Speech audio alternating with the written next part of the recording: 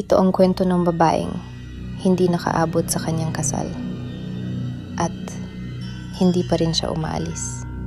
Ang Paco Park sa Manila, dating sementeryo, itinayo noong Spanish colonial period para sa mga biktima ng cholera epidemic.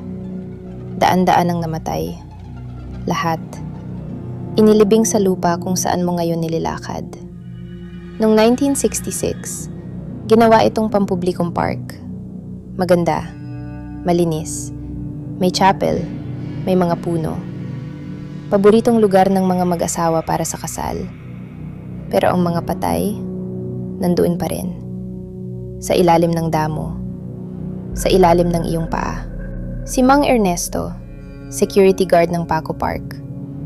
10 taon na siyang nagtatrabaho doon. Sanay na siya sa gabi. Sanay na sa kadiliman. Isang gabi ng Oktubre, nakaupo si Mang Ernesto sa kanyang post. Hating gabi na. Tahimik ang buong park. Walang hangin, walang ibon, walang anumang tunog. Tapos, narinig na ito. 1907. Margarita Miguel. Mahina, malinaw, parang babae. Mula sa direksyon ng chapel niya narinig. Tumayo si Mang Ernesto. Hinawakan ng flashlight. Lumakad patungo sa chapel. Bawat hakbang niya, mas lumalamig ang hangin. Mas tumitindi ang katahimikan. Nang makarating siya sa chapel, nakita niya sa loob, isang babae. Nakasuot ng puting damit, nakaharap sa altar. Hindi gumagalaw. Buhok niya, mahabang itim, nakabitin hanggang baywang. "Ma'am?" Walang sagot. "Ma'am, magsasara na po kami."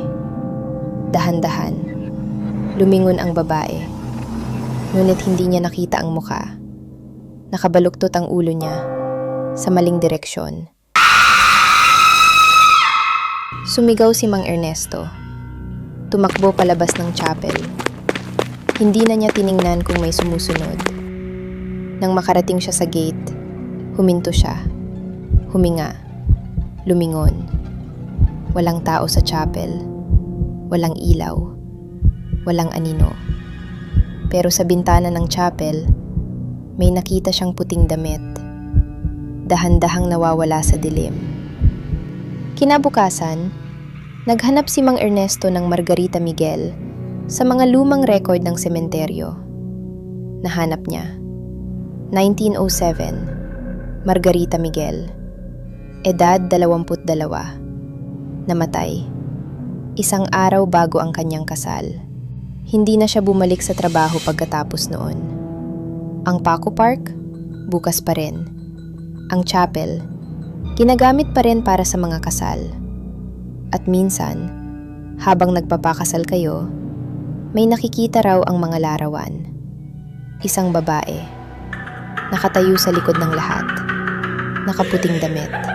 Abangan ang part 4, Baclaran Church.